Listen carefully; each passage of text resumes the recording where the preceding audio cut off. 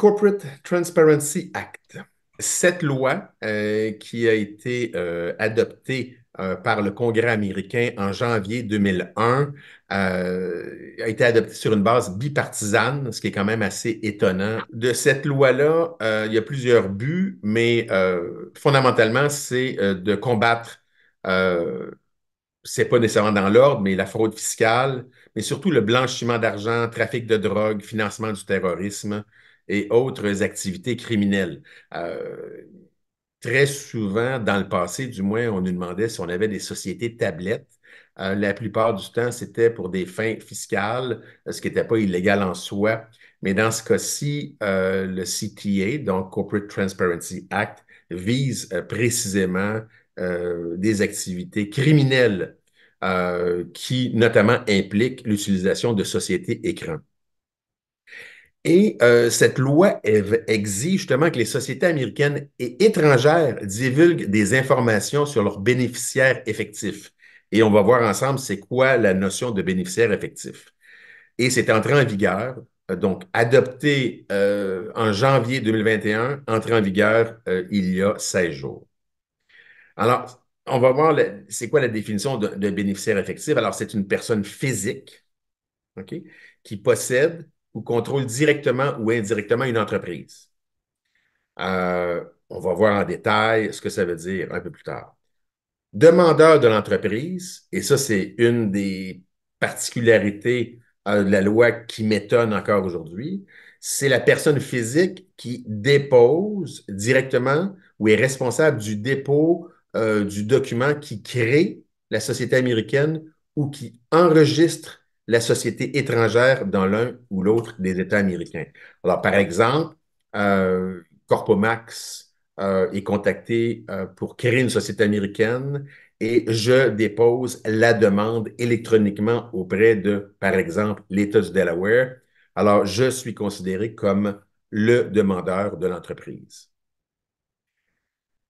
Le mot État signifie tout État des États-Unis, ainsi que le district de Columbia et ainsi que les territoires extérieurs des États-Unis que vous voyez à l'écran. Et aussi les tribus indiennes. Et là encore, là, je vous laisse lire quelle est la définition d'une tribu indienne selon le CTA. BOI, alors c'est donc Beneficial Ownership Information. Donc, c'est l'information, en fin de compte, sur les bénéficiaires effectifs qui va apparaître dans la déclaration initiale. Et CTA, c'est l'acronyme pour le nom de la loi. FinCEN. FinCEN, c'est Financial Crimes Enforcement Network, qui est une division du département du Trésor américain qui est excessivement puissant. Et personnellement, je connais bien FinCEN. Je n'irai pas jusqu'à dire que c'est un de mes bons amis, mais c'est un organisme auprès duquel je dépose annuellement depuis 24 ans une déclaration en tant que citoyen américain qui détient des éléments d'actifs financiers à l'extérieur des États-Unis. Alors, vu que mon épouse et moi-même, nous avons encore des comptes de banque au Canada, donc on doit produire une déclaration FinCEN à chaque année, à peu près au même moment qu'on produit notre déclaration de revenus aux États-Unis. SEC, donc c'est Securities and Exchange Commission, et finalement SOS, Secretary of State.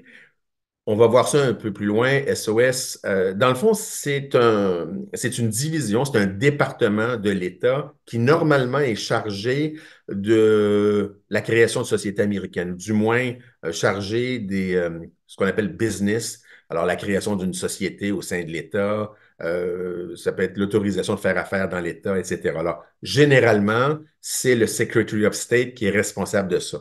Mais dans d'autres États, ça peut être la division du revenu. Dans d'autres États, ça peut être, exemple, comme au Delaware, c'est la division des corporations. Mais la loi parle de Secretary of State ou organisme similaire. Alors, il y a 8 questions qu'on va se poser. La première, c'est est-ce que mon entreprise doit déclarer ses bénéficiaires effectifs? Ça, c'est la première question. Est-ce que votre entreprise doit le faire? Alors, la première question, c'est est-ce que mon entreprise est une entreprise déclarante? Alors, une chose qui est sûre, c'est qu'une entreprise domestique, donc créée en vertu d'une loi américaine, est considérée une entreprise déclarante. Ça ne veut pas dire qu'elle va devoir déclarer, mais elle est réputée être une entreprise déclarante. Alors, on a corporation, LLC, LP, LLP, LLLP et BT. Euh, En bref, c'est quand la société a été créée par le dépôt d'un document. Alors, en vertu d'une loi quelconque, auprès du Secretary of State ou similaire. Alors, comme je vous dis, ça peut être la division des corporations dans un État. Alors, en bref, c'est une entreprise américaine qui a été créée par le dépôt d'un document. Il y a des entreprises qui sont exemptées. Alors, le propriétaire unique, alors, je ne sais pas moi, Vincent Allard qui décide d'offrir des services de garagiste sous son nom Vincent Allard, lui n'a pas à faire de déclaration auprès de FinCEN. Même chose pour les General Partnerships, mais encore là, en retournant à la règle générale, en bref, quand ce n'est pas créé par le dépôt d'un document auprès du SOS ou similaire. Alors, cette loi vise aussi les entreprises étrangères, donc créées en vertu d'une loi étrangère, mais pas n'importe laquelle. Alors, si on a une société qui vend des T-shirts à Plattsburgh, en tant que telle, elle n'a pas à s'inscrire, elle n'a pas à remplir de déclaration initiale auprès du FinCEN.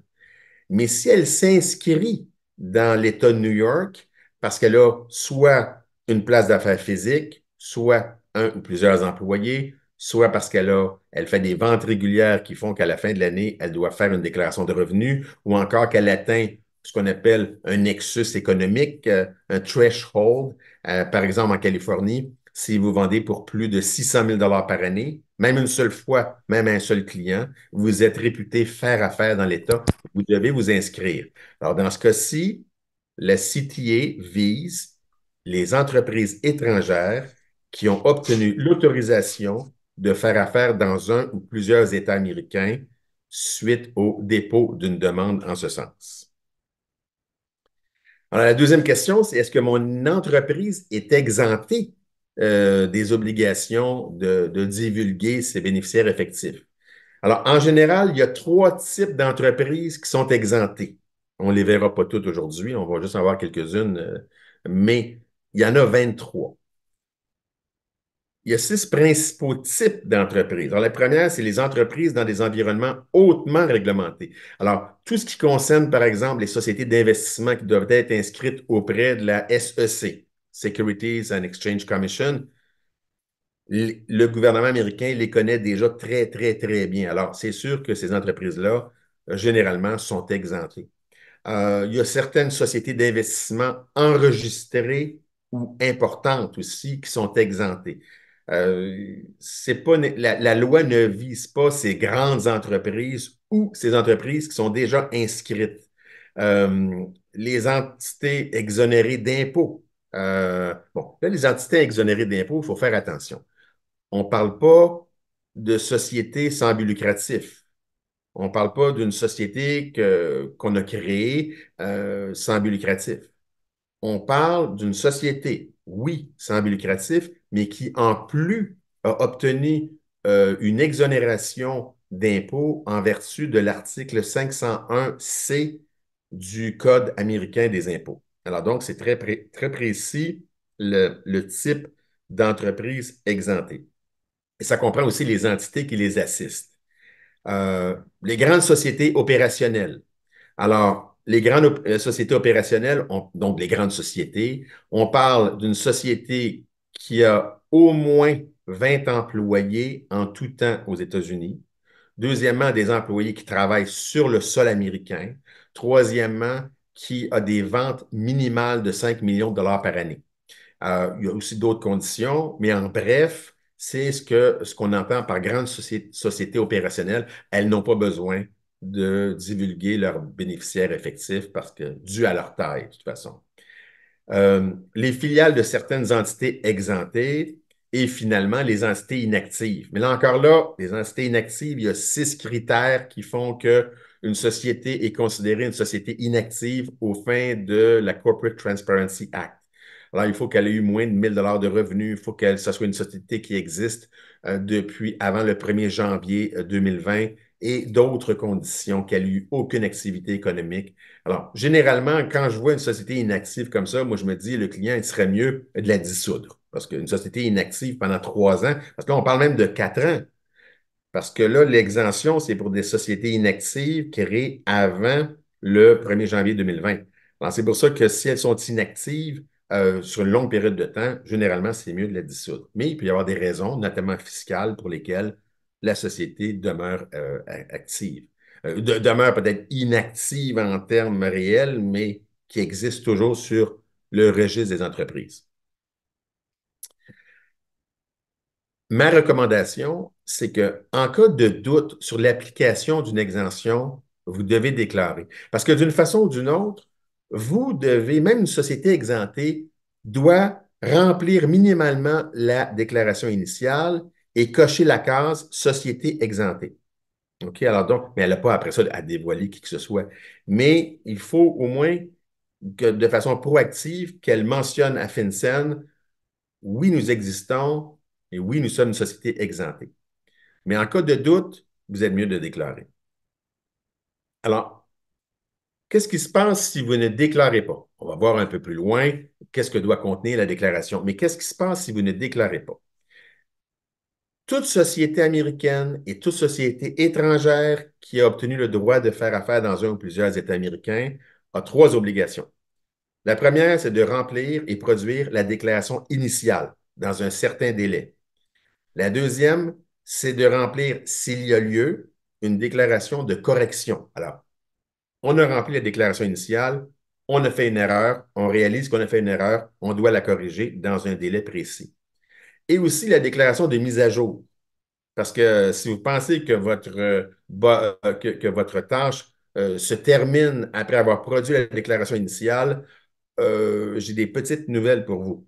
Vous allez devoir, c'est un contrat que vous signez, un contrat que vous signez de façon involontaire avec le gouvernement américain.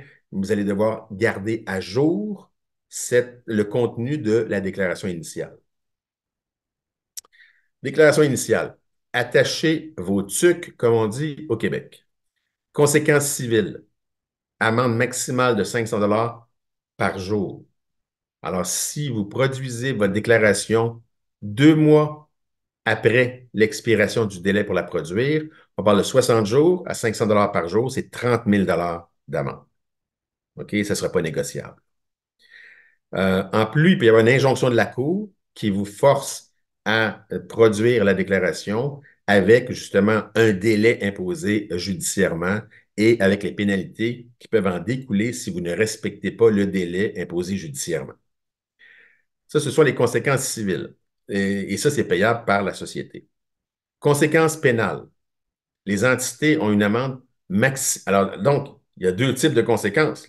Alors, on peut très bien avoir des conséquences civiles et pénales. Ce n'est pas l'un ou l'autre. Vous n'aurez pas le choix.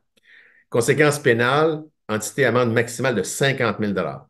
Bien sûr, on parle toujours en dollars américains. Les individus, puis on va voir c'est qui les individus un peu plus tard, mais les individus, prison, maximum de 2 ans et ou amende, maximum de 10 000 dollars.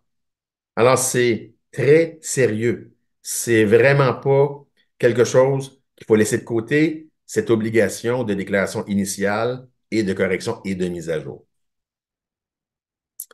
Les autres conséquences, interdiction d'obtenir des contrats publics. Bon, ce ne sont pas toutes les sociétés qui obtiennent des contrats publics, mais ça, c'est déjà un problème. Interdiction d'obtenir des licences, permis ou enregistrements. Alors, la société canadienne qui est inscrite dans l'État de New York, qui ne remplit pas la déclaration initiale et qui veut avoir un contrat dans l'État de la Floride et qui doit s'inscrire, ne pourra pas s'inscrire dans l'État de la Floride, donc ne pourra pas faire affaire dans l'État de la Floride.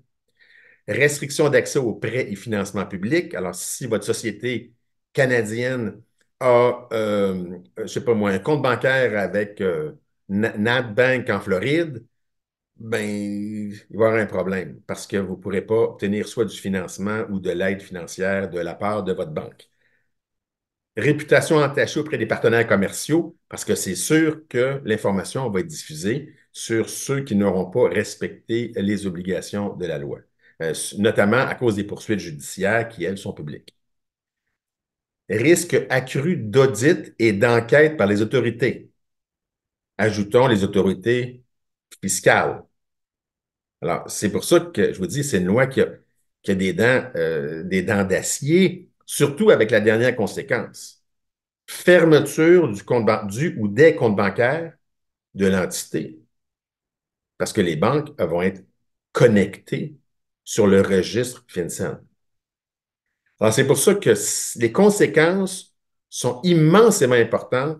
Le but de FinCEN, ce n'est pas, à ce stade-ci, d'appliquer les pénalités, les sanctions et tout ça. Le but de FinCEN, c'est de faire en sorte que les entreprises américaines et étrangères se conforment à cette loi et c'est pour ça qu'il y a un délai pour la respecter qu'on va voir bientôt. Alors donc, dans le cas d'une déclaration de correction, alors on parle juste des pénalités, on va voir tous les délais après, mais déclaration de correction, alors on fait une erreur dans la déclaration initiale, on s'aperçoit de l'erreur, on la corrige dans les 30 jours de la découverte de l'inexactitude. Donc, on a 30 jours pour le faire, il n'y a pas de pénalité. Parfait. Mais si on ne le produit pas, et voyez-vous, c'est là d'où l'importance de la déclaration de correction. Si on ne produit pas la déclaration de correction dans les 30 jours, là, on a les mêmes conséquences civiles et les mêmes conséquences pénales qu'une non-production. Alors, voyez-vous, c'est quand même c'est très important. Et par contre, si c'est une inexactitude qui est découverte par FinCEN, ce qui peut très bien arriver, à ce moment-là, FinCEN accorde un délai de 3 mois pour produire la déclaration de correction.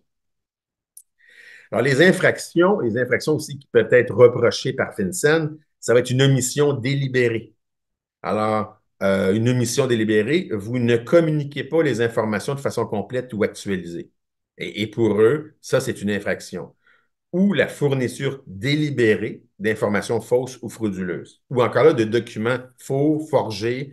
Euh, Ça, c'est le deuxième type d'infraction absolument pas toléré par FinCEN. Et finalement, si on incite une entreprise à ne pas déposer une déclaration BOI obligatoire ou communiquer des informations complètes, incomplètes ou fausses, encore là, c'est un type d'infraction qui est visé par la CTA, la loi CTA. Alors, la déclaration de mise à jour, alors là, on parle de mise à jour. Là, on avait correction, déclaration de mise à jour. On va voir après ça quand est-ce qu'on doit produire une déclaration de mise à jour. Si c'est produit dans les 30 jours du changement, il n'y a pas de conséquences. Si c'est non produit dans les délais de 30 jours, dans le délai de 30 jours, bien là, la loi est un peu plus tendre, si on peut s'exprimer ainsi. La loi est un peu plus tendre. Les conséquences civiles sont de maximum de 250 par jour. Les conséquences pénales sont aussi plus faibles à ce niveau-là. Question numéro 2. Qui est le bénéficiaire effectif de mon entreprise? Alors, un bénéficiaire effectif, c'est tout individu, donc on parle d'une personne physique, qui directement ou indirectement exerce un contrôle substantiel sur une entreprise déclarante. Vous voyez venir, là, vous allez me dire, c'est quoi, c'est un contrôle substantiel? Juste après. Ou qui possède ou contrôle au moins 25% des participations d'une entreprise déclarante. Donc, en bon québécois, 25% des actions. Alors, la notion de contrôle substantiel.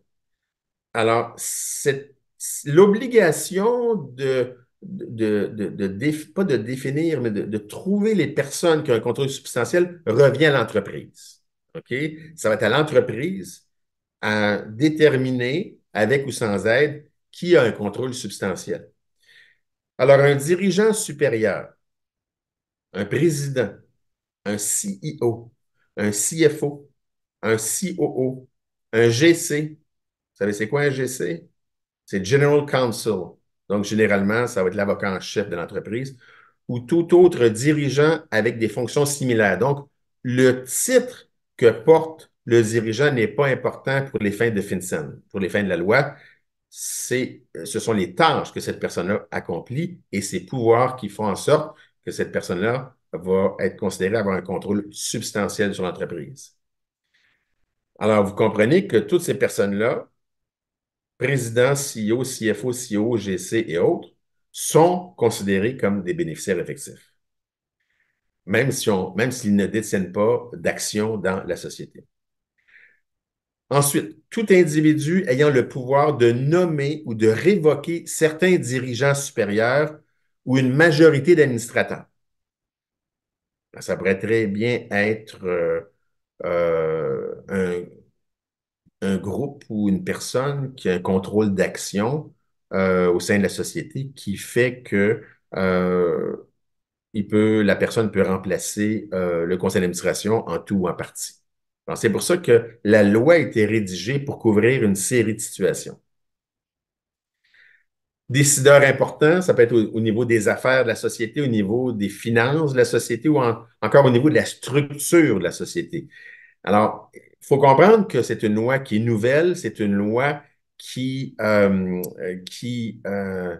est gigantesque, hein, mais qui ne répond pas à toutes les questions auxquelles on peut se poser. Alors, FinCEN ajoute dans sa section FAQ de plus en plus de questions et de réponses à ces questions-là. Alors, pour l'instant, il y a encore matière à interprétation. Alors, un décideur important, c'est quoi? Ben, ça va être sans doute la jurisprudence aussi qui va nous l'apprendre avec le temps. Et en fin de compte, individu ayant toute autre forme de contrôle substantiel sur l'entreprise déclarante. Alors là, la question que je me suis posée, c'est qu'en est-il du vice-président, du secrétaire ou du trésorier d'une entreprise? Et j'ai donc contacté mon nouveau meilleur ami qui s'appelle Claude.ai, alors CLAUDE.ai, qui est un compétiteur de ChatGPT, de Google Bard et de Microsoft Copilot, qui sont mes quatre nouveaux meilleurs amis, mais j'ai une préférence pour Claude. Claude qui est disponible aux États-Unis et en Angleterre seulement, mais sans doute aussi ailleurs comme au Canada avec un VPN. Alors, c'est de l'intelligence artificielle qui aide énormément à la recherche et à la réflexion et qui ne donne pas nécessairement toutes les réponses, mais qui est capable de parcourir le web beaucoup plus vite que je peux le faire. Alors, selon Claude.ai, ce que j'ai pu aussi valider avec certaines personnes, c'est que le vice-président, il y a un rôle de direction similaire au président. Donc, il pourrait congédier à peu près qui il veut au sein de la société et normalement va être considéré comme un bénéficiaire effectif. Donc là, on élargit le bassin des gens qui vont être considérés des bénéficiaires effectifs et qui vont devoir être identifiés dans la déclaration BOI. Encore là, comme me disait mon ami Claude, il faut analyser son autorité et ses responsabilités réelles qui peuvent varier. Alors, c'est pour ça qu'il n'y a rien d'automatique en ce qui concerne le titre et en ce qui concerne l'obligation de déclarer telle personne comme bénéficiaire effectif. C'est une décision qui va revenir à l'entreprise. Est-ce que cette personne-là l'est ou ne l'est pas? Mais je vous répète ce que je vous ai dit avant, en cas de doute, vous déclarez. Le secrétaire. Bon, le secrétaire d'une entreprise, ça joue souvent justement un rôle administratif. Il n'y a pas nécessairement un contrôle substantiel, mais ça peut varier d'une entreprise à l'autre. Et finalement, le trésorier qui supervise les finances, qui peut avoir une influence justement, puis un contrôle substantiel sur certaines décisions. Encore là, il faut évaluer. Alors, le cas des administrateurs, parce que la règle générale, c'est qu'un administrateur n'est pas automatiquement est considéré comme ayant un contrôle substantiel. C'est sûr que si on est une entreprise avec un seul administrateur, on s'entend que la personne a un contrôle substantiel. Mais si on a 5 administrateurs, pas nécessairement. Alors, il y a des exceptions aussi qui font qu'un administrateur peut être considéré avoir un contrôle substantiel. C'est exemple, participation au capital de la société. Alors, c'est sûr que si l'administrateur a 30 des actions, bon, on n'est peut-être pas sûr qu'il y ait un contrôle substantiel en tant qu'administrateur, mais il atteint le minimum de 25 en termes de détention d'actions, il va être un bénéficiaire effectif. Son rôle précis au sein du conseil d'administration, est-ce que c'est juste un administrateur qui est convoqué une fois de temps en temps et qui reçoit un jeton de présence, ou c'est quelqu'un qui est actif sur le conseil d'administration, comme exemple le chairman of the board, hein, celui ou celle, bien sûr, qui est au sommet de la hiérarchie des administrateurs, mais cette personne-là va peut-être être considérée beaucoup plus comme étant un bénéficiaire effectif, ou du moins ayant un contrôle substantiel. Implication dans la gestion quotidienne, est-ce que c'est un administrateur, entre guillemets, passif ou un administrateur qui met la main à la pâte tous les jours au sein de l'entreprise? Et finalement, est-ce qu'il peut y avoir des clauses particulières, justement, dans les statuts de la société concernant les pouvoirs du conseil d'administration ou le rôle des administrateurs? Encore là, on est dans une zone grise qui fait que ne cherchez pas le blanc ou le noir. En ce moment, on n'est pas encore rendu là. Alors, la notion de droit de propriété. Alors là, on a vu la notion de contrôle, le contrôle substantiel. Là, maintenant, on voit la notion du droit de propriété. Alors, tout individu qui possède ou contrôle au moins 25 des droits de propriété de l'entreprise. Je dis bien tout individu, hein, qui possède ou contrôle au moins 25 des droits de propriété de l'entreprise. Alors, il y a différents types de droits de propriété. Hein. Ce n'est pas nécessairement parce que votre nom est marqué sur un certificat d'action que c'est que, il n'y a pas juste cette forme-là qui existe, il y en a d'autres. Alors, ça peut être des capitaux propres, des actions ou des droits de vote. Alors, on peut avoir juste 10 des droits d'actions. Alors, on a 10 de l'actionnariat, mais on peut avoir 80 des droits de vote. Alors, voyez-vous, ce n'est pas juste la question du nombre d'actions que vous détenez, mais c'est aussi la question du droit de vote que vous avez. Participation au capital ou aux bénéfices, des instruments convertibles ou encore des avis ou privilèges. Puis encore là, on a aussi ce qu'on appelle les fourre-tout, c'est-à-dire que un mélange de tout ça qui donne à la personne euh, le pouvoir en vertu de sa détention, je dirais, plus la détention du pouvoir que la détention d'action. Alors, il y a aussi des exceptions à la définition de bénéficiaire effectif. La première, c'est l'enfant mineur. Alors, l'enfant mineur en tant que tel n'a pas besoin de, euh, de remplir une déclaration BOI. Par contre, généralement, le tuteur va la remplir en tant que tuteur pour l'enfant mineur. Mais quand l'enfant mineur devient majeur, ben, à ce moment-là, c'est lui qui doit remplir la déclaration BOI. L'exception numéro 2, c'est les personnes désignées, les intermédiaires, dépositaires ou agents. Alors, ça peut être, exemple, un fiscaliste, hein, qui travaille pour le bénéfice de ses clients, mais qui a été nommé à un titre quelconque au sein de la société. Alors, c'est pas le bénéficiaire effectif, mais il faut quand même qu'il y ait une déclaration qui soit faite pour le réel bénéficiaire effectif. Alors, autrement dit, la question d'un directeur nominé, par exemple, quant à moi, maintenant, c'est complètement éteint, justement, avec cette loi-là. Mais il y a une exception, mais encore là, qui est bien encadrée, là. L'employé d'une société. Donc, on parle d'employé, c'est une personne qui fait un minimum de 30 heures par semaine, qui est soumise au contrôle et aux droits de gérance de l'employeur, etc., n'est pas un bénéficiaire effectif. Un héritier n'est pas un bénéficiaire effectif tant qu'il n'a pas hérité vraiment et qu'il n'y a pas eu un règlement de la succession. Avant ça, ce n'est qu'un héritier et finalement un créancier de l'entreprise aussi qui n'est pas un bénéficiaire effectif. Alors, s'il y a un changement de bénéficiaire effectif, ben, si le changement a lieu avant la production du BOI, vous n'avez qu'à donner la nouvelle information. Mais s'il y a eu un changement de bénéficiaire effectif, par exemple une vente d'actions, ben, et qui a lieu après la production de la déclaration initiale, ben, à ce moment-là, vous devez produire une déclaration de mise à jour dans les 30 jours du changement. Alors, question numéro 3, est-ce que mon entreprise doit déclarer ses demandeurs d'entreprise? Vous rappelez, un demandeur d'entreprise, c'est moi, par exemple, qui fait la demande de création d'une société au Delaware. ou en Floride ou en Californie. C'est la personne qui produit la demande. Alors, moi, personnellement, je trouve ça vraiment bizarre que la loi demande l'identité d'un demandeur d'entreprise parce que il y a des énormes sociétés d'incorporation avec des milliers d'employés qui produisent ça 100 fois par jour.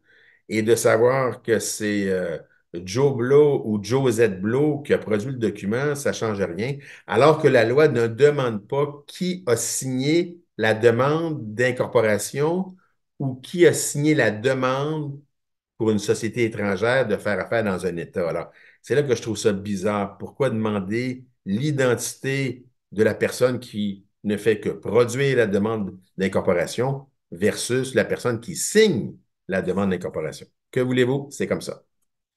Alors, demandeur d'entreprise, l'entreprise déclarante doit déclarer si elle est une entreprise américaine créée le 1er janvier ou après. Alors, pour toutes les sociétés qui existaient au plus tard le 31 décembre 2023, elles n'ont pas à déclarer leur demandeur d'entreprise. Et c'est logique. Votre société existe depuis 1917.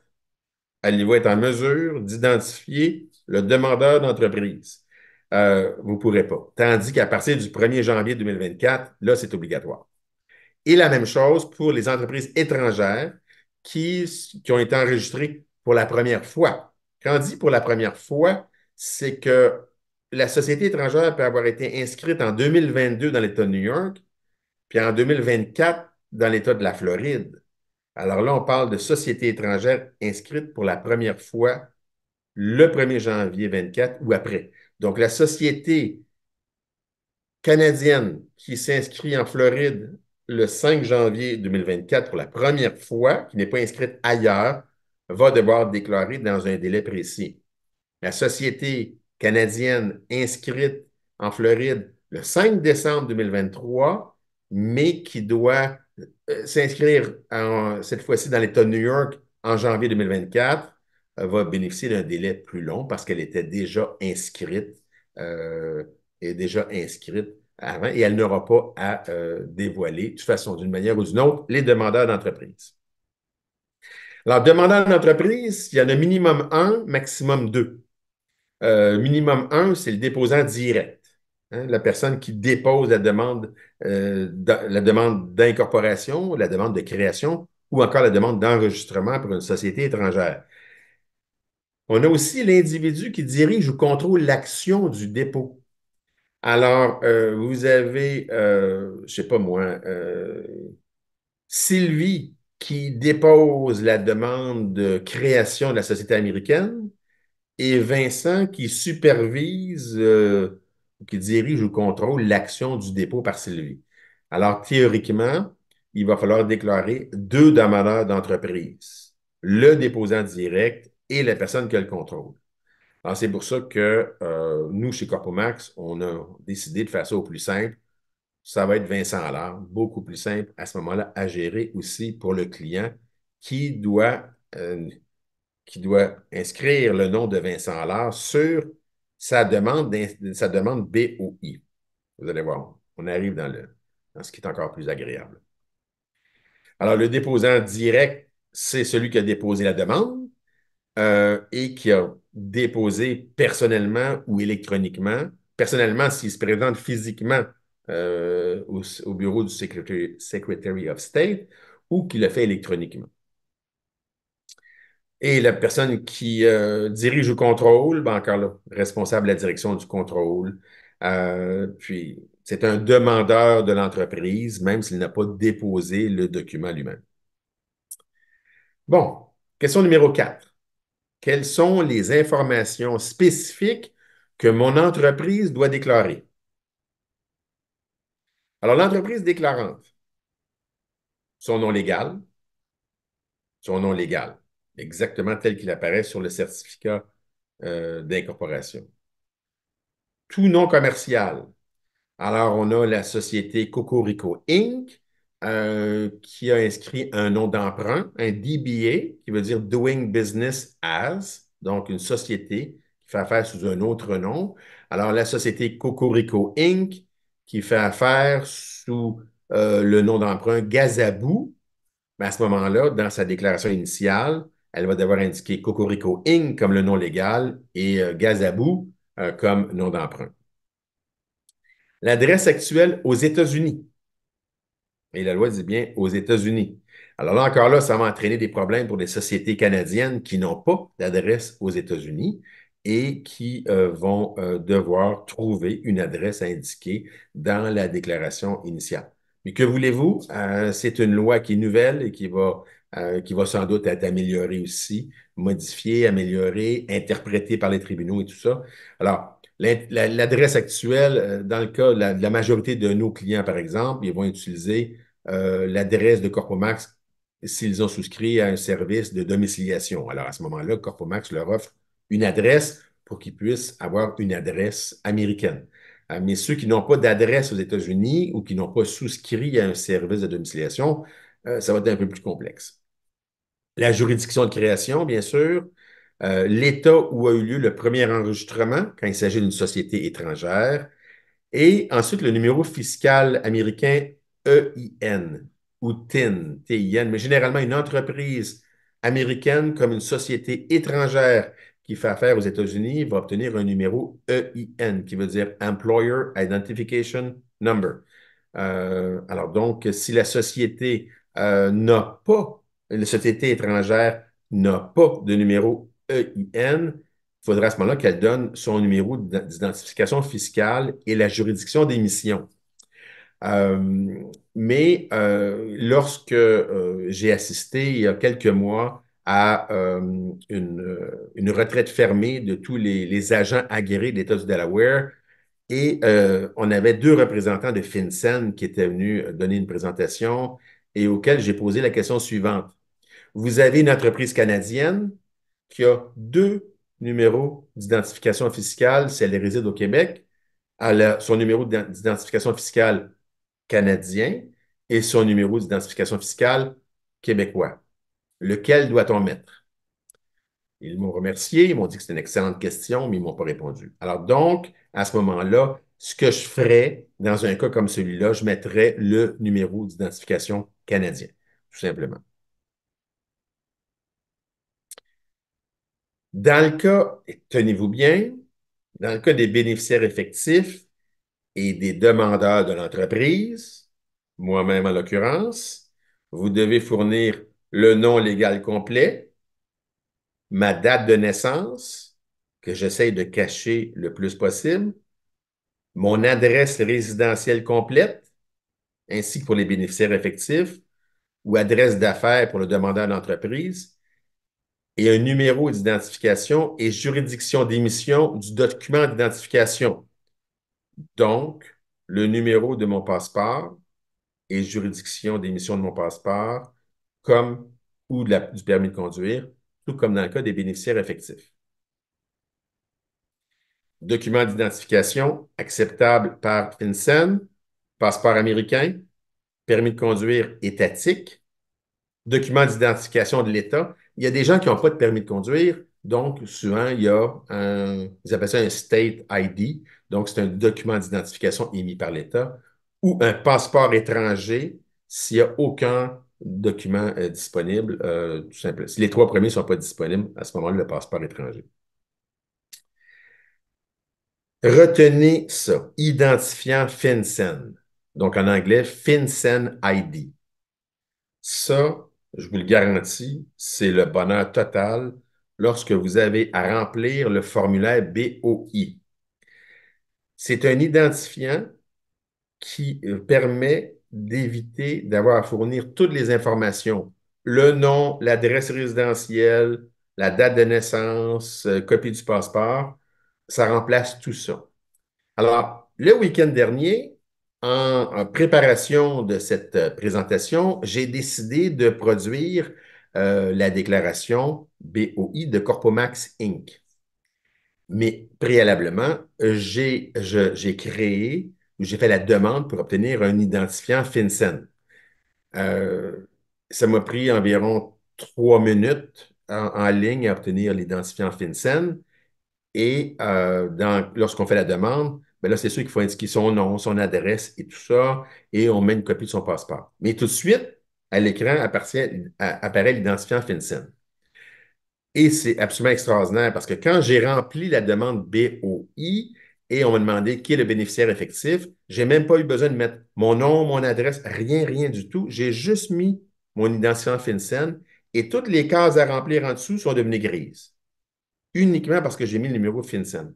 Alors, c'est absolument extraordinaire et c'est le numéro que je vais fournir aux entreprises que Corpomax a créé depuis le 1er janvier et va continuer à créer parce que dans la déclaration BOI, ils doivent indiquer non seulement les coordonnées des bénéficiaires effectifs, mais aussi du demandeur de l'entreprise.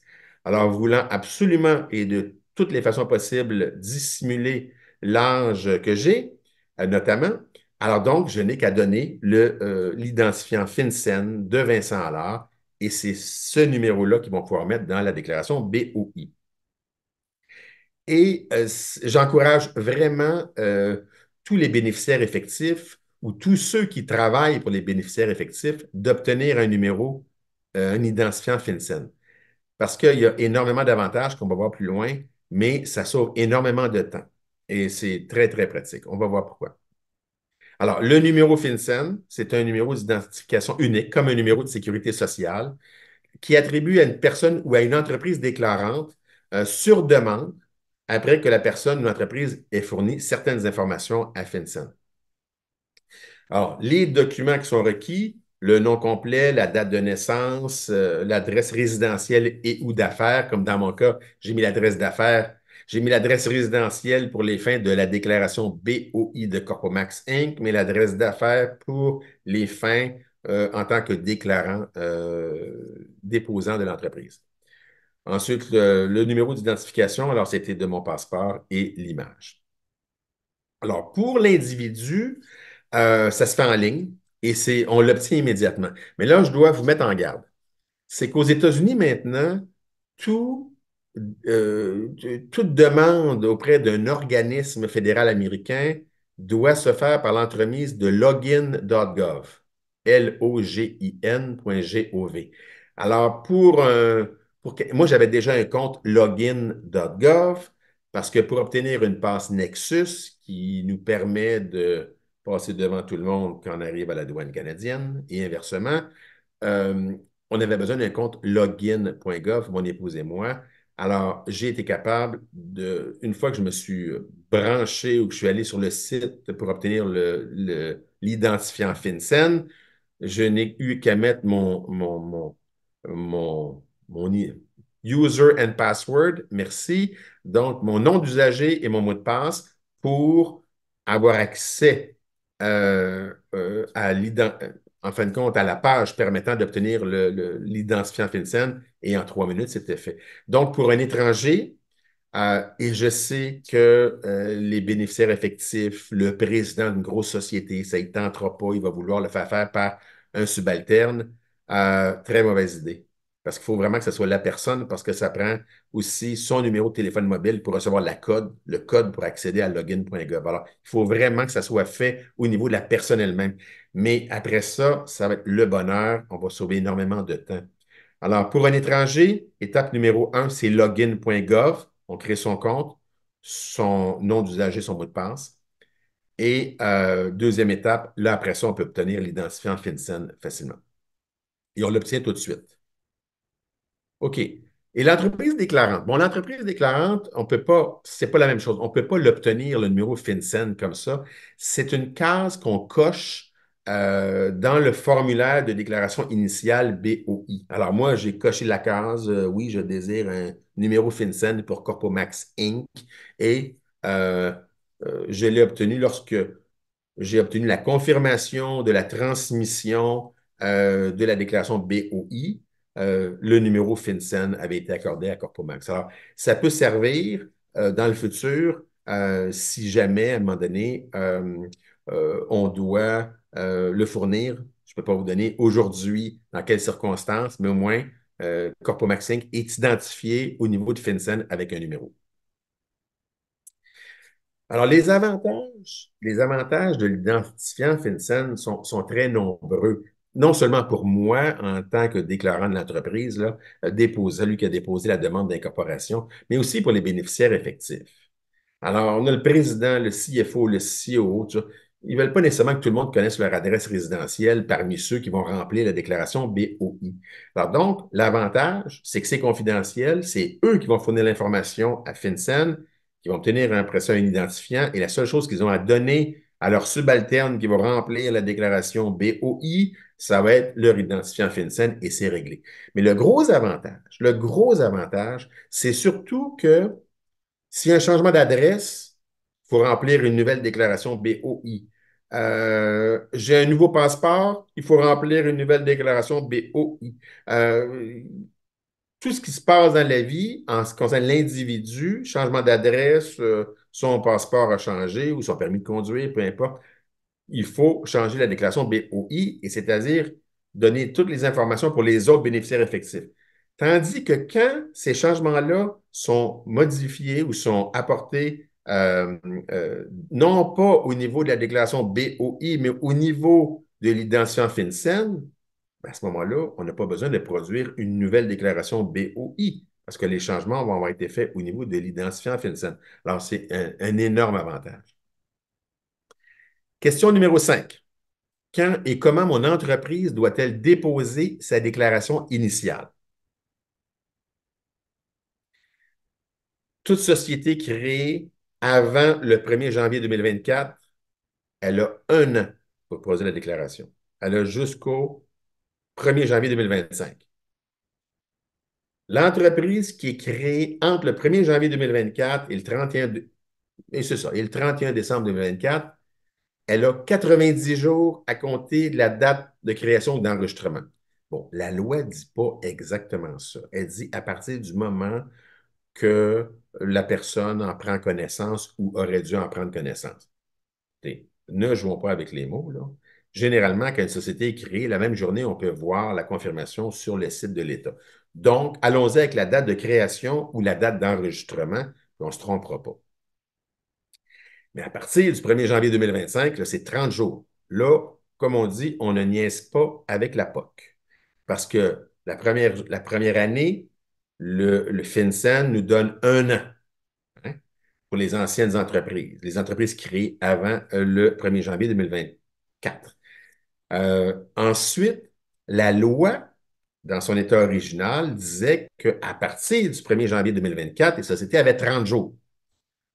Mais sauf qu'il y en a qui se sont dit, écoute, là, c'est une nouvelle loi, il va y avoir des bugs, des problèmes.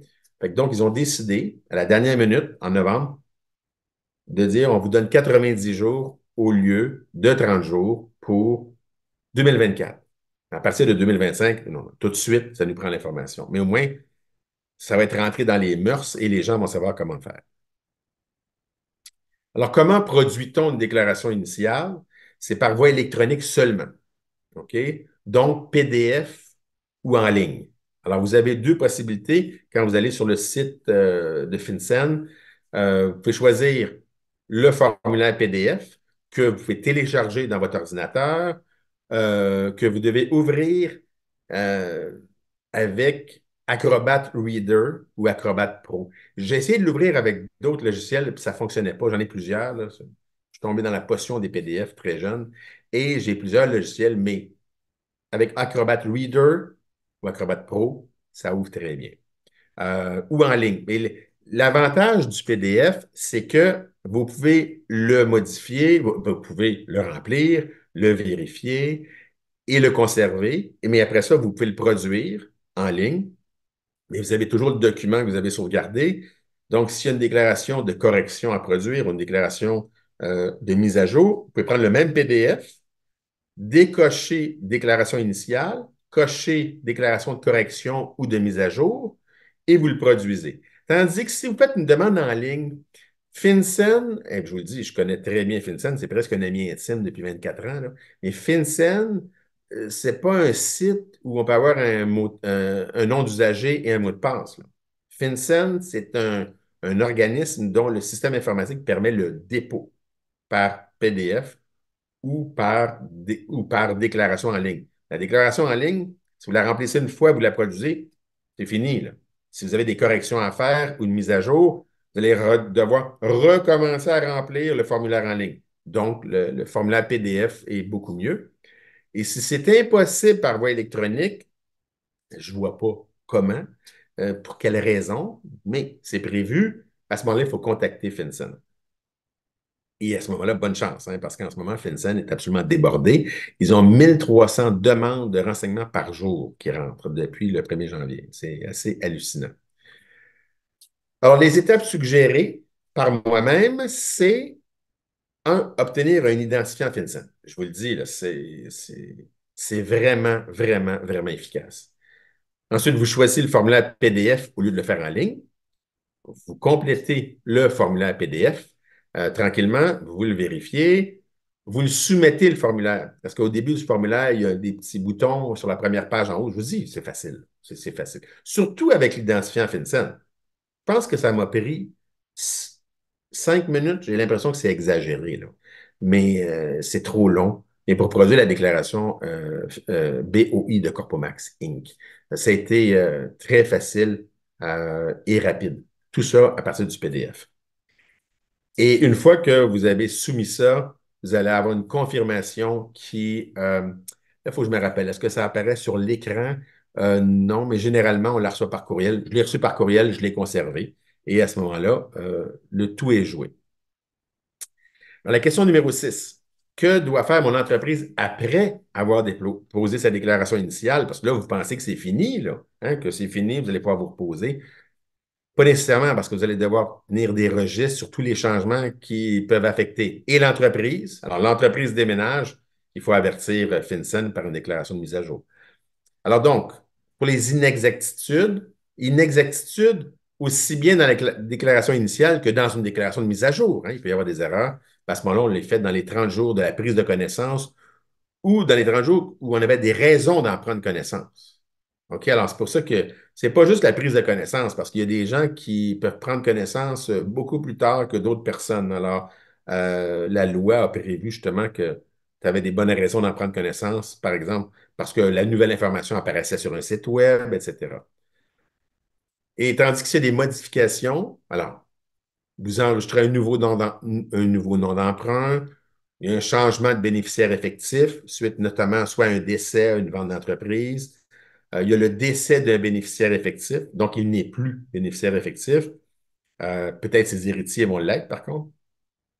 Ou modification du nom de la... Il y a des gens aux États-Unis, par exemple, souvent, lors d'un mariage, la dame prend le nom de famille du mari. À ce moment-là, donc, il y a une modification du nom, modification de l'adresse ou de l'identifiant unique du bénéficiaire. Nouveau permis de conduire, la personne a déménagé d'une province à l'autre, d'un État à l'autre.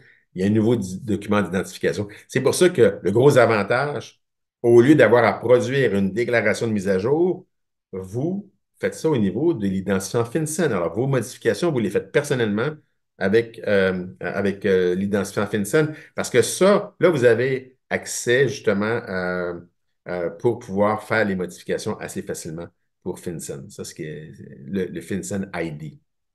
Très efficace.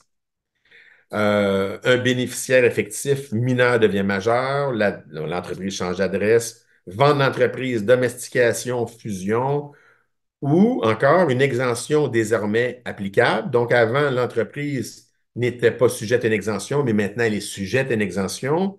Ben, à ce moment-là, il faut remplir une déclaration de mise à jour. Ou que l'entreprise qui était exemptée ne l'est plus.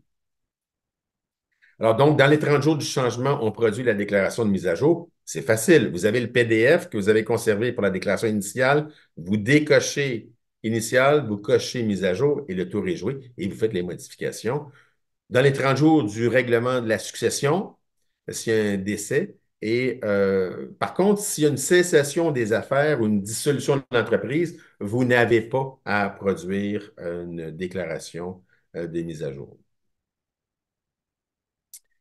Question numéro 7. Qui aura accès à la déclaration BOI de mon entreprise? Alors, contrairement à d'autres juridictions, le registre BOI n'est pas accessible au public. Alors donc, c'est le choix qu'a fait le gouvernement américain, c'est que ce n'est pas accessible au public. Mais par contre, c'est accessible aux agences fédérales américaines. Ils n'ont pas besoin d'autorisation judiciaire pour tout ce qui s'appelle sécurité nationale, renseignement ou force policière. Je devrais dire, ça inclut aussi l'agence, l'Internal Revenue Service. Les gouvernements étatiques, locaux et tribaux, et cette fois-ci sur ordre d'un tribunal, mais on devine que une fois que la machine va être mise en place, les autorisations vont être accordées assez facilement.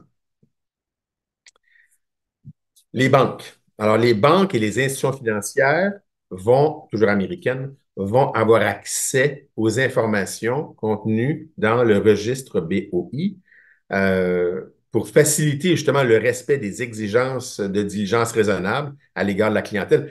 Parce qu'il faut comprendre que les banques et les institutions financières américaines sont déjà régies par beaucoup de lois, notamment le Bank Secrecy Act et aussi le USA Patriot Act qui impose à des banques des obligations extraordinairement élevées, qui font même en sorte que si une banque ne respecte pas les obligations, elle peut perdre sa licence de banque. Alors, elles sont déjà soumises à des lois draconiennes et celle-là, là, l'avènement du BOI va les aider encore plus. Par exemple, pour savoir qui sont les bénéficiaires effectifs.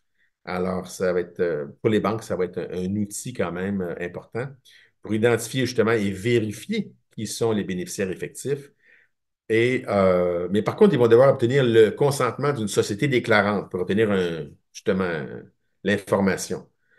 Mais on s'entend que quand vous allez signer un document avec la banque, le contrat d'ouverture du compte bancaire, il va y avoir une petite clause que vous ne pourrez pas lire parce que les caractères seront trop petits, mais qui va faire que vous acceptez de vous consentez à ce que la banque obtienne les informations BOI. Et si jamais ça survient après l'ouverture du compte bancaire et que vous n'acceptez pas, ben, vous devinez que vous aurez à choisir une autre banque. Les gouvernements étrangers vont avoir accès aux informations BOI. OK? Alors ça, c'est quand même quelque chose d'énorme. On a des demandeurs étrangers, mais on a aussi des conditions d'accès. Alors, les demandeurs étrangers, on a les autorités policières étrangères, les autorités judiciaires, les autorités centrales et les autorités compétentes. Alors, c'est pour ça que ça fait des années que je ne crois absolument plus à la notion de vie privée. C'est une notion qui a déjà existé, sans doute avant l'informatique, mais qui n'existe absolument plus. Vous savez, quand vous traversez la frontière, que vous partez du Canada et que vous allez aux États-Unis et que vous remettez votre passeport à un douanier américain, vous remarquerez la prochaine fois qu'il conserve votre passeport pour une période minimale de 15 secondes. Et pendant ce 15 secondes-là, selon les informations obtenues, lui ou elle obtient le résultat intégré d'informations provenant de 6 000 bases de données qui vous concernent. Je vous garantis que le douanier américain vous connaît beaucoup plus que vous vous connaissez vous-même. OK? Alors, c'est pour ça que maintenant, on s'en vient vers une société de façon globale où l'échange d'informations va être de plus en plus facile et facilité. Par contre, les conditions d'accès ne seront pas automatiques. Ce n'est pas parce que la loi est entrée en vigueur que les gouvernements étrangers vont avoir accès. Premièrement, la demande va devoir être faite à une agence fédérale américaine. Alors, ça pourra pas, les gouvernements étrangers ne seront pas branchés avec un identifiant et un mot de passe sur le registre BOI. Il faut que la demande soit faite. Il va y avoir des critères additionnels à remplir, bien évidemment, qui vont être très sévères. Et la demande doit être faite en vertu d'un traité, d'un accord ou d'une convention internationale. Sans ça, ils ne pourront pas l'obtenir et par les autorités aussi policières, judiciaires et de poursuites dans un État étranger de confiance. Ça se peut qu'il n'y ait pas de traité avec certains États, mais qui sont des États amis des États-Unis ou des États de confiance. À ce moment-là, eux aussi vont pouvoir avoir accès. Mais encore là, avec des critères quand même importants. Alors, question numéro 8, et c'est la dernière. Quel impact aura l'application du CTA? Alors, Pour les entreprises, ça fait une augmentation importante des obligations de conformité, surtout avec les pénalités et les sanctions qui peuvent en découler. Alors, ça ne sera plus comme avant. Alors, l'entreprise canadienne qui faisait affaire aux États-Unis, je ne parle pas juste de vendre, là, mais qui devait s'inscrire dans un État. Maintenant, il y a aussi, ça c'était, on avait des obligations en tant qu'entreprise canadienne au niveau étatique, et aussi au niveau fédéral, au niveau de l'impôt s'il y a lieu. Mais là, on a aussi une obligation fédérale de dévoilement sur une base continue. Alors, c'est un processus continu. Là, ça ne sera pas juste déclaration initiale. Il faut vraiment garder ça en tête. C'est pour ça que je pense qu'au niveau de chacune des entreprises canadiennes qui fait affaire aux États-Unis, il faudra vraiment nommer un minimum une personne, sinon deux personnes qui vont être en charge justement du processus de conformité à cause justement des sanctions possibles. Les risques potentiels aussi de réputation, parce que ça va se savoir. C'est sûr que ça va se savoir, ça peut se savoir de façon judiciaire, ça peut se savoir assez facilement. Mais c'est aussi le risque de fermeture des comptes bancaires. C'est ça qu'il faut réaliser, là. Alors, l'entreprise canadienne qui a obtenu l'autorisation de faire affaire dans l'État de New York et qui a ouvert un compte de banque, que ce soit dans une banque canadienne ou dans la filiale américaine d'une banque canadienne ou encore dans une banque américaine de naissance, je devrais dire, euh, je vous le dis, là, les systèmes sont mis en place tranquillement, mais sûrement. Et si à un moment donné, il y a une conformité, une règle de conformité qui n'a pas été suivie envers FinCEN, automatiquement, les banques vont être averties et automatiquement, les comptes de banque vont être fermés. Il faut vraiment être conscient de ça. Je veux dire, depuis le 11 septembre 2001, les banquiers américains ne dirigent plus les banques. Ce sont les départements de conformité. Alors, les banquiers américains vont ouvrir le compte bancaire et une semaine, un mois ou un an plus tard, le département de conformité peut fermer le compte bancaire sans préavis et sans divulguer les motifs de fermeture, ni aux clients, ni aux banquiers. Alors, c'est pour ça qu'il est absolument crucial que les règles de conformité du BOI soient respectées. Alors aussi, l'impact sur les actionnaires. Les actionnaires, encore là, je veux dire, écoutez, on est en affaires, on est en affaires. Déjà au Québec et au Canada, on est habitué justement de plus en plus à la transparence des entreprises. Ben, ça va être la même chose aux États-Unis. Le registre va être privé, mais on n'a pas le choix. Et par contre, les sanctions américaines sont quand même assez imposantes. Pour les actionnaires, ça va être aussi important. Mais je ne pense pas qu'il y ait de réelles conséquences. Le gouvernement américain veut connaître, veut savoir. Fournissons l'information. Si on n'a rien à se reprocher ou à cacher, il n'y a pas de problème.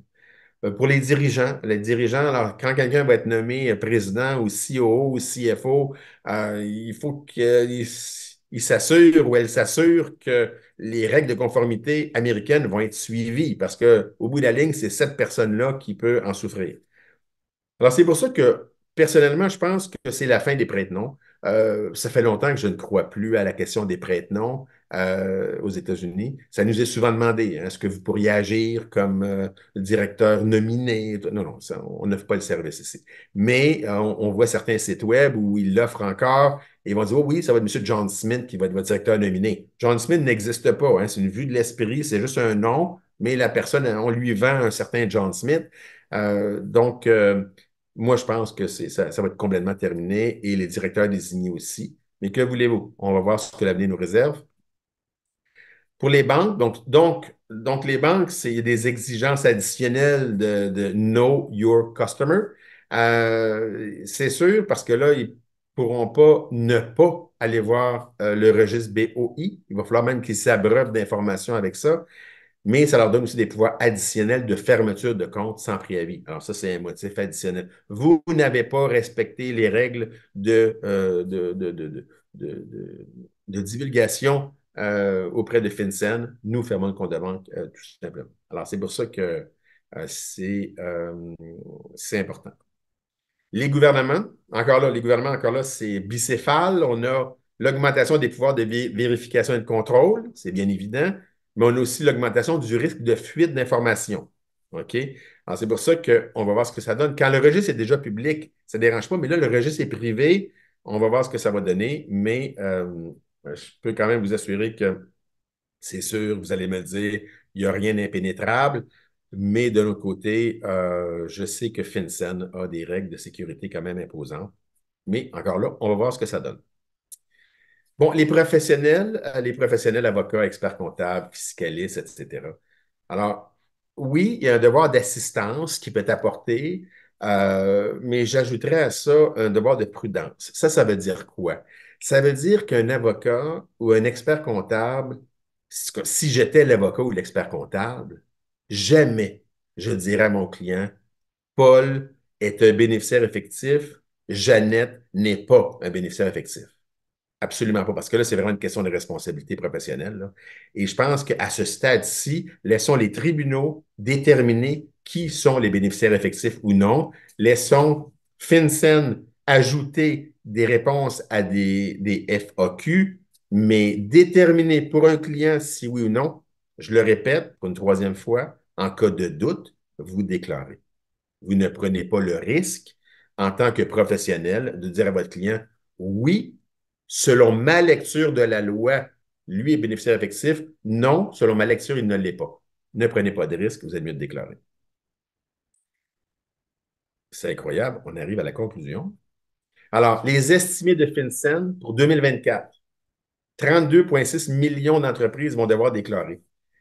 En tout cas, ça a commencé, ils sont rendus à 900 000 sur 32,6 millions, mais le problème, c'est que FinCEN est en train, le registre est devenu accessible au public le 1er janvier 2024. Et c'est un gros problème parce que il n'y a personne qui a pu se pratiquer avant ou du moins voir qu'est-ce qu'elle allait en retourner. Ça a commencé le 1er janvier 2024 et il y a énormément de problèmes, notamment pour les entreprises qui veulent offrir le service de production. Moi, je vous le dis, non? Écoutez, prenez pas. C'est quelque chose qui peut être fait à l'interne quand même assez facilement.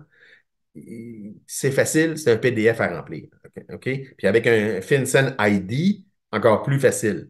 C'est pour ça que c'est quelque chose qui devrait être fait à l'interne et ne pas confier ça à des entreprises qui vont faire ça de façon automatisée. Un PDF, je vous le dis, je l'ai vécu là, il y a quelques jours.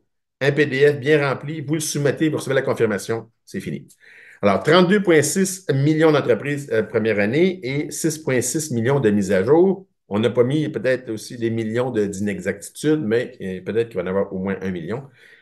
Et après ça, les années 2025 et suivantes, ben là, ça va être 5 millions par année et 14,5 millions de mises à jour. Là, c'est normal parce que les mises à jour vont venir de partout. Alors, c'est pour ça. C'est ce qu'eux estiment. Mes recommandations, je ne sais pas si je vous l'ai dit qu'un numéro FinCEN, là, c'était un identifiant FinCEN, c'était extraordinaire. Je vous dirais qu'après la télécommande, là, c'est sans doute la plus belle invention. Vous obtenez un identifiant FinCEN pour chaque bénéficiaire effectif. Puis il faut vraiment que ce soit chaque bénéficiaire effectif qui l'obtienne. OK? Donc, pas seulement les actionnaires à 25 et plus, ou ceux qui ont le contrôle, mais aussi président, CEO, CFO, etc. là. Ils obtiennent chacun, là, vous leur donnez un petit cours, comment obtenir un FinCEN, un identifiant FinCEN, et après ça, c'est réglé pour toujours. En cas de doute, vous déclarez. Et ma troisième recommandation, attendez le plus tard possible en 2024 pour produire la déclaration BOI. Ben, je sens chez vous une effervescence. Vous voulez déclarer rapidement. Retenez-vous. Moi, je l'ai fait pour Corpomax parce que je ne prévois pas de changement en 2024 et aussi parce que je vous donnais cette présentation-là. Mais pour les autres, attendez le plus tard possible. Pourquoi? Si vous prévoyez qu'en 2024, vous allez dissoudre votre société américaine, ben, faites la dissolution de votre société américaine, vous n'aurez pas besoin de produire de déclaration BOI. Voyez-vous? C'est ça l'avantage. Alors, si vous déclarez en novembre ou en décembre, euh, puis vous faites vous avez fait une dissolution avant, donc pas de déclaration. Gros avantage. Ou vous êtes sur le point de vendre l'entreprise. Donc, il va y avoir un changement de bénéficiaire effectif. C'est pas vous qui allez devoir le faire, ça va être les nouveaux, les acquéreurs qui vont devoir le faire. Alors, une déclaration BOI, on doit fournir l'information au moment où on la remplit, pas sur ce qui s'est passé dans les 12 mois précédents. Donc, gros avantage de produire la déclaration BOI le plus tard possible. OK? Là, bien sûr, je parle des sociétés créées avant le 1er janvier 2024, bien évidemment. Pour toutes les autres, ils n'ont pas le choix. 90 jours en 2024, 30 jours 2025 et plus. Donc, les liens essentiels. Alors, donc, pour un étranger, vous créez votre compte login.gov à l'adresse qui est indiquée. Ensuite, vous obtenez votre FinCEN ID à l'adresse ou l'identifiant FinCEN à l'adresse qui est indiquée. Et troisièmement, vous remplissez votre déclaration BOI en allant sur le site en question. Bon, si vous préférez, si je ne vous ai pas convaincu de le faire vous-même, là, Corpomax offre le service de préparation et de production des trois déclarations. Déclaration initiale, déclaration de correction et déclaration de mise à jour. Si vous voulez vous lancer en affaires aux États-Unis, je vous présente mes trois petits bébés, qui sont des guides pratiques. Euh, comment lancer votre entreprise aux États-Unis, comment la nommer aux États-Unis et comment ouvrir votre compte bancaire aux États-Unis. Je pense que ça m'a pris plus de temps pour trouver l'image, pour imaginer chacun de ces trois guides-là que de les écrire. Et finalement, si vous avez des questions, des commentaires, des objections, vous pouvez me contacter, vous pouvez m'écrire et ça va me faire grand plaisir de répondre à vos questions. Mais avant de finir, si, et ça, j'ai su ça ce matin parce que j'ai parlé avec mon ami Claude.ai et je lui ai posé la question, OK? Je lui ai posé la question si euh, une entreprise américaine est détenue par une agence québécoise. Par exemple, Investissement Québec. Alors, par exemple, hein, je lance ça comme ça, Investissement Québec détient une entreprise américaine. Comment vais-je faire pour déclarer les bénéficiaires effectifs? C'est pas possible parce que Investissement Québec, par exemple, n'a pas de bénéficiaires effectifs en tant que tel. Alors, Claude m'a répondu très gentiment. Il m'a dit que vous soulevez un point très pertinent. Il dit, en effet, dans le cas où l'agence gouvernementale canadienne est entièrement détenue, ben, dans ce cas-ci, j'avais demandé, l'agence gouvernementale canadienne est détenue par le gouvernement du Canada, elle n'a donc pas de bénéficiaire effectif. Elle me dit, donc, techniquement, il n'y a pas de bénéficiaire effectif à identifier. Alors là, on nous dit, dans ce cas, la déclaration BOI sous le Corporate Transparency Act, tout ça, c'est Claude hein, qui m'écrit, très gentil, toujours disponible, doit être remplie ainsi. L'agence gouvernementale canadienne doit tout de même être déclarée comme bénéficiaire effectif en tant qu'entité détenant les actions de la société américaine. Et ça, j'ai vérifié, suite à ce que Claude m'a dit, j'ai vérifié dans le formulaire BOI et à la ligne 38, c'est indiqué le nom et le prénom du bénéficiaire effectif, mais c'est marqué nom du bénéficiaire effectif ou entité. Alors donc, si j'étais Investissement Québec qui détient une société américaine, là où c'est marqué bénéficiaire effectif, je mettrais euh, Investissement Québec et dans la ligne prénom, je mettrais Agence du gouvernement du Québec. Et là, après ça, je mettrais l'adresse, tout ça. Au niveau du document d'identification, je ne sais pas ce que je mettrais. Par contre, peut-être le certificat d'incorporation. C'est sûr qu'il va y avoir des exceptions, OK? Mais ce n'est pas grave. Au moins, vous déclarez. Alors, donc, pour ces grandes entreprises-là, et puis après ça, voyez-vous ce que Claude continue à me dire? Puisque l'agence n'a pas elle-même de bénéficiaire effectif ultime, il faut cocher la case Entity owner is an entity owned or controlled by a foreign government dans la déclaration BOI. Et puis, ben c'est ça, dans le champ Name of Natural Person, il faut inscrire Owned by Government of Quebec, par exemple. Et il faut laisser le reste des informations sur l'identité vide. Alors, on dit de cette manière, il est divulgué que l'actionnaire étranger est détenu par un gouvernement étranger sans avoir à identifier de bénéficiaire effectif individuel. Ceci satisfait aux exigences du CTA dans le cas d'une entité gouvernementale étrangère sans bénéficiaire effectif distinct. La transparence sur la propriété étatique étrangère est assurée bien qu'il n'y ait techniquement pas de bénéficiaire effectif ultime. Alors donc, dans des cas comme ça, moi, je ne sais pas, moi, CDPQ, la Caisse de dépôt et de placement du Québec, détient une société américaine. Mais non, la Caisse de dépôt et de placement du Québec, c'est une entité paragouvernementale. Il n'y a pas de bénéficiaire effectif. Alors, c'est pour ça que c'est une façon de remplir la déclaration. C'était ma présentation, mesdames et messieurs. Si vous avez des questions, je suis à vous. Merci beaucoup, Vincent. Le temps file rapidement. On a une question, savoir si tu allais pouvoir partager ta présentation aux gens présents aujourd'hui, d'une manière ou d'une Oui, autre. oui, ben, premièrement, durant le prochain week-end, je vais mettre en ligne sur le canal YouTube de Corpomax cette présentation-là. Et ça se peut aussi que je mette un PDF de ma présentation aujourd'hui qui serait téléchargeable.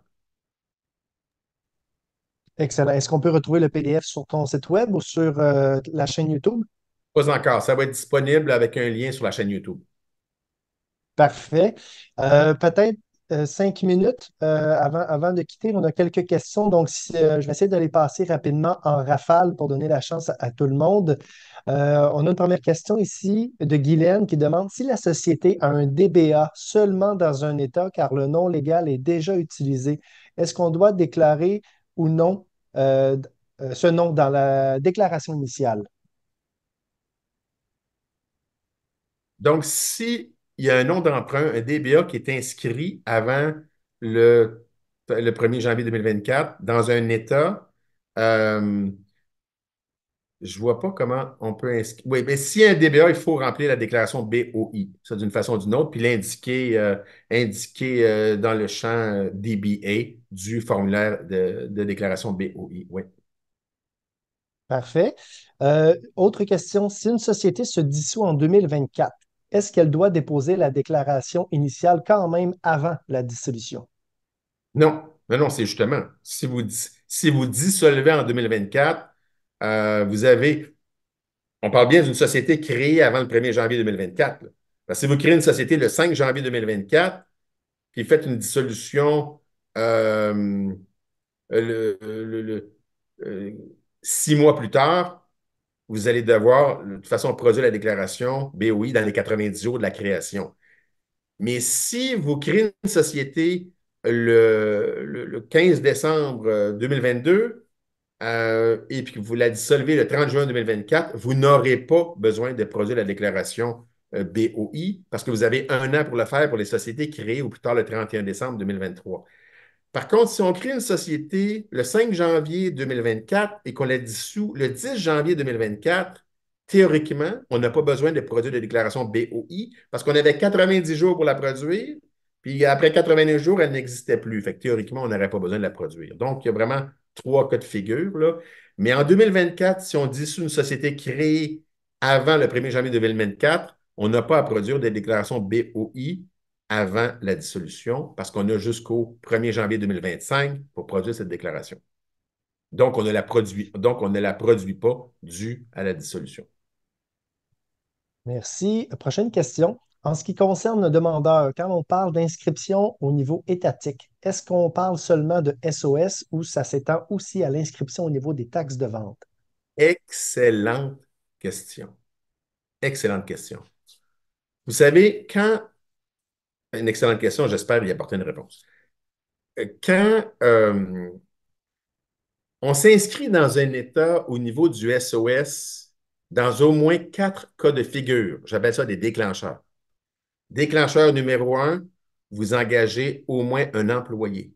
Alors, dès que vous engagez un employé américain dans un État, votre société est présumée faire affaire dans l'État, vous devez vous inscrire sur le registre corporatif de l'État. Il y en a qui font l'erreur de s'inscrire uniquement sur le registre fiscal de l'État pour les fins de déduction à la source. Il faut aussi s'inscrire sur le registre corporatif de l'État. Déclencheur numéro 2, vous avez au moins une place d'affaires. Ça peut être un entrepôt, ça peut être une partie d'entrepôt. Vous êtes présumé faire affaire dans l'État où est situé l'entrepôt parce que vous avez une place d'affaires. Déclencheur numéro 3, vous faites des ventes régulières dans l'État qui font qu'à la fin de l'année, vous devez faire une déclaration de revenus. Vous devez vous inscrire sur le registre corporatif SOS de l'État. Et le déclencheur numéro 4, c'est un nexus économique. Si vous vendez, par exemple, en Californie pour plus de, je pense que c'est 600 000 par année, vous êtes présumé faire affaire dans l'État uniquement parce que vous avez atteint le threshold en anglais, le niveau minimal pour être considéré faire des affaires. Il faut comprendre qu'aux États-Unis, il y a 50 États, il y a 50 façons de faire les choses. il y a des États où le département corporatif et le département fiscal sont totalement connectés. Exemple, New Jersey. Vous ne pouvez pas produire une déclaration de revenus au New Jersey si vous n'êtes pas d'abord inscrit sur le registre corporatif de l'État. Il y a d'autres États où le registre corporatif et le registre fiscal sont complètement déconnectés, comme par exemple la Floride. Vous pourriez très bien vous inscrire sur le registre fiscal de l'État pour les déductions à la source et ne pas vous inscrire sur le registre corporatif. Mais le problème, vous avez quand même l'obligation légale de vous inscrire sur le registre corporatif. Et le jour où le registre corporatif s'aperçoit que vous existez et que vous n'êtes pas inscrit, les amendes peuvent être très salées. Je reviens à la question d'origine. Si vous êtes inscrit au niveau de sales tax seulement au niveau d'un État, est-ce que vous devriez remplir une déclaration BOI? Il faudrait que je demande à mon ami Claude.ai ce qu'il en pense et je vais le faire après la présentation. Mais je pense, et je répète, je pense qu'on n'a pas besoin de remplir la déclaration BOI. Mais ne vous fiez pas sur ce que je vous dis aujourd'hui, là. Je ne suis pas FinCEN et je ne suis pas un avocat spécialisé dans la conformité. Et surtout que c'est une loi qui est entièrement nouvelle. Mais je ne pense pas, parce que là, si on fait, dans le fond, on vend aux États-Unis. Il y a plein de sociétés étrangères qui vendent aux États-Unis et qui doivent s'inscrire uniquement pour les fins de taxes de vente, sales tax, et à ce moment-là, la loi parle bien de SOS. La loi ne parle pas d'être inscrit sur le registre fiscal d'un État, elle parle bien de Secretary of State. Alors, c'est pour ça que si on y va avec ce que la loi dit et ce qu'on en comprend aujourd'hui, je pense qu'on n'a pas besoin de remplir de déclaration BOI. Merci beaucoup. Et puis, dernière question avant de se quitter. Si une entreprise canadienne vend aux États-Unis des équipements sans adresse aux États-Unis, est-ce qu'il faut trouver une adresse avant de faire le BOI? Mais juste le fait de vendre aux États-Unis ne vous force pas à remplir une déclaration BOI. Vous devez remplir une déclaration BOI si vous êtes une société américaine ou une société étrangère qui s'est inscrite dans au moins un État sur le registre corporatif. Alors, juste vendre des équipements, il n'y a pas d'obligation, sans être inscrit nulle part aux États-Unis, en tant que société étrangère, vous n'avez pas d'obligation de remplir une déclaration BOI.